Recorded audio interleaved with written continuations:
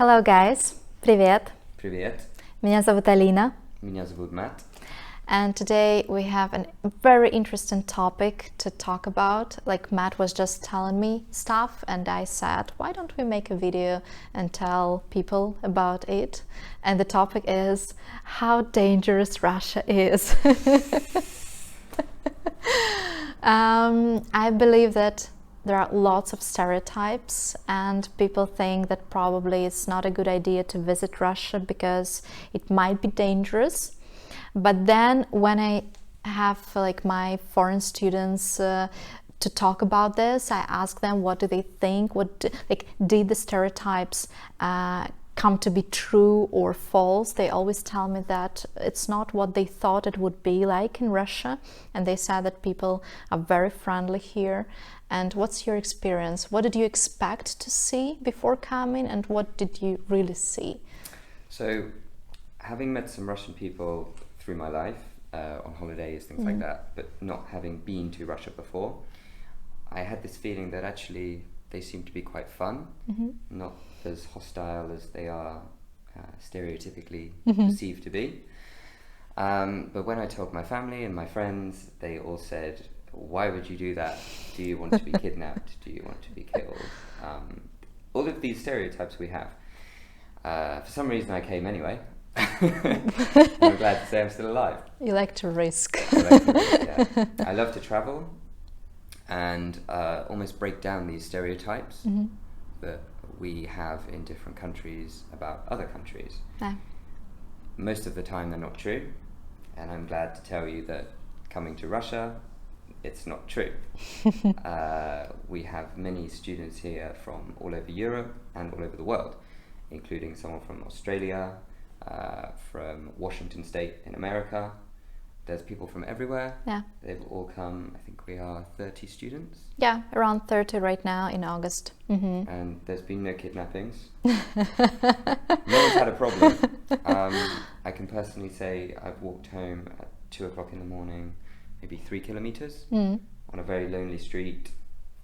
And it's been okay. I'm not saying that if you walk down the wrong street, you might not find yourself a problem. But I believe it's worth saying it's kind of like anywhere. Yeah. If you use your common sense, the likelihood of you getting into trouble in Russia is no higher than In any other places place, yeah. in the world. I would say I feel safer in Petrozavodsk walking at night than I would say in London. Okay.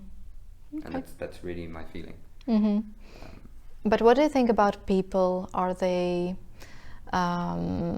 don't they what do they say when they find out that you're from England? Because right now relationship between Russia and England is not so good. We're kind of political enemies. Yes, very much so.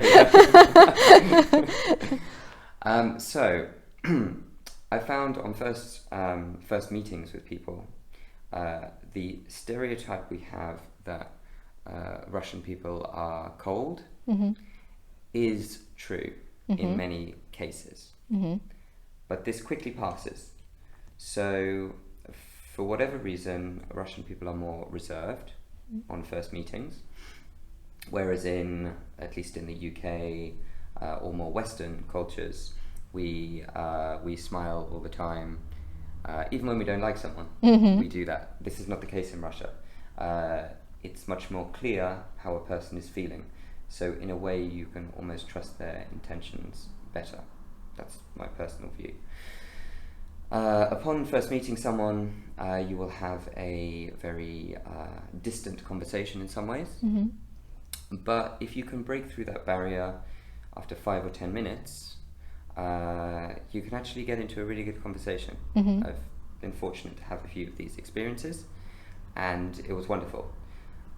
When I say I'm from England, amazingly, I'm not beaten up.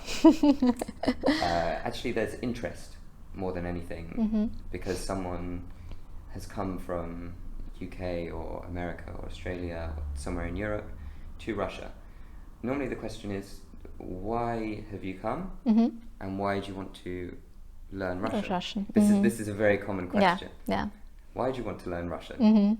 Why would anyone want to learn Russian? And it's almost, the language is almost not valued a sort of in a world sense. Yeah. But actually it's an incredibly interesting language to learn. Mm-hmm. It's incredibly rewarding, and it's wonderful because it's so uncommon. Mm-hmm. People learn Russian.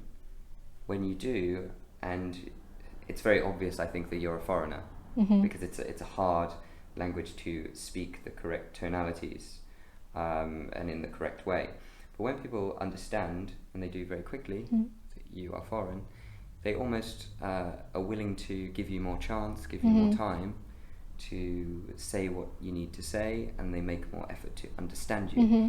Even though, as in my case, I speak awfully. No, it's not true. but people make the effort to understand, even if you use the wrong cases. They really try to understand you, and 90% of the time, I can have great conversations with people. Mm-hmm. Even if I have to repeat what I was trying to say a few times, they will give the opportunity to explain Mm-hmm. yourself, and then they will speak slowly to you, so that you can have that dialogue. Mm-hmm. And it's a wonderful thing. Yeah, that's what when you were saying, I was thinking, like we are more interested, when we find out that somebody comes from the States, from Europe, like doesn't matter, actually it doesn't matter what country. We don't think about politics, like are we friends with this country or not? We don't care. Like ordinary people, they don't care at all. They are just interested. It's like pure, how do you say, like when you want to find out, like why, what, why do you, it's Kind of a fascination. yeah, fascination, like wonder. And it's interesting how people don't value their own language, as you said. They are surprised that you're like willingly learning Russian, and they like, why? What forced you? What made you do this? So they're usually really surprised, and they are probably flattered that you're learning their own language, and they are happy to help you, like in most of the cases. Of course it depends on a person, but like it's always like this. It's like anywhere. Yeah, it's like anywhere. Yeah. But probably it's also a good idea to learn a language somewhere not in Moscow or St. Petersburg, because there people are more busy with their own lives. Yes. Like very occupied with their problems, and they don't have much time to talk to you, to help you. And in smaller cities like Petrozavodsk, they do.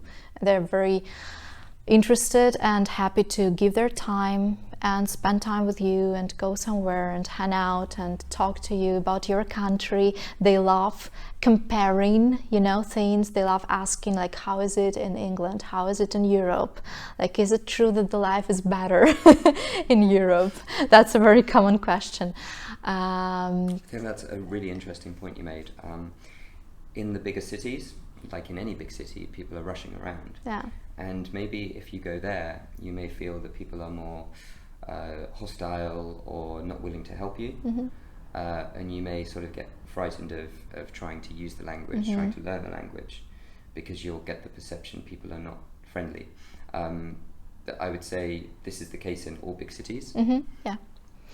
In Petrozavodsk, it's a much calmer city. Mm-hmm. In fact, this really struck me. I've now been in Petrozavodsk 2 weeks, and I'm really getting the feeling of how calm the city is mm-hmm. compared to Moscow or St. Petersburg, for example. And it's wonderful. People move slower here, but they've also got more time for you. Mm-hmm. So why do you think people don't smile in Russia as much as in Europe? So I had a few conversations mm-hmm. about this. It seems like there's more of a suspicion mm-hmm. between people. Mm-hmm. Probably. That there might be a bad intention. Mm-hmm. And it doesn't seem to be the case that there are bad intentions, mm-hmm. but there seems to be this maybe overhanging, long-lasting feeling mm-hmm. of this. So there's almost a reservedness mm-hmm. on initial meetings. Mm-hmm. Can you? Yeah, I agree with you completely, because if I see a person smiling at me, and it happened once when I was walking down the street and I saw a man just looking at me and smiling, and I was at first like, I thought like, is it something wrong with me, or do I know this person, or probably he wants something from me, probably he's selling some stuff, because there are like many people who sell stuff in the street and they are like smiling at you and they like start proposing for some things to you, and you definitely don't want to buy that. So there are lots of suspicion, that's true. So you don't accept it as something normal. It's not normal, and people like start freaking out and thinking, what's going on? What is wrong with me? Like, do I know this person? So it's just like a not normal thing to do in Russia. You don't smile at strangers.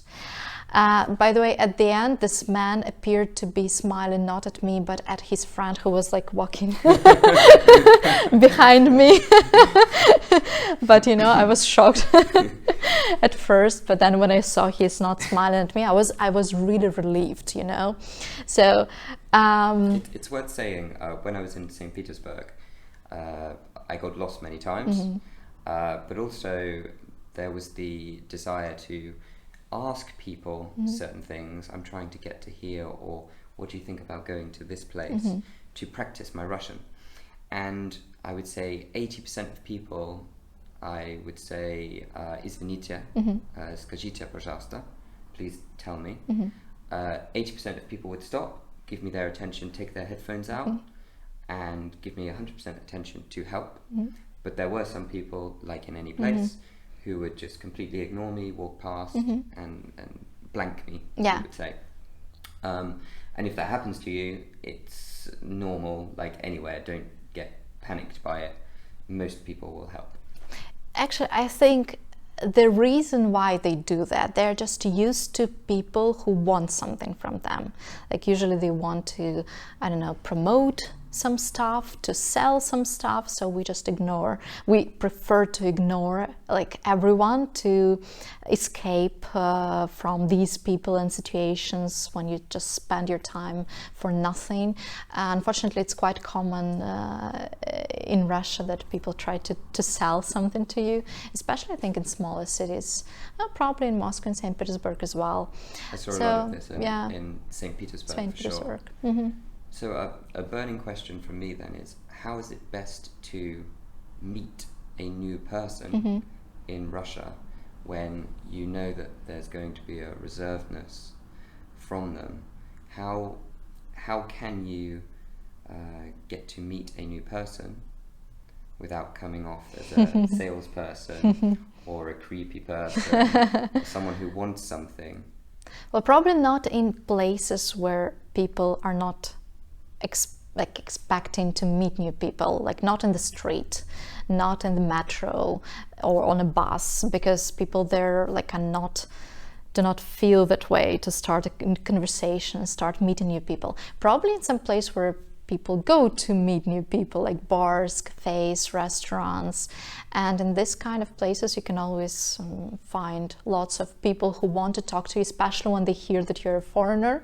They get really interested, and that's how you make friends usually.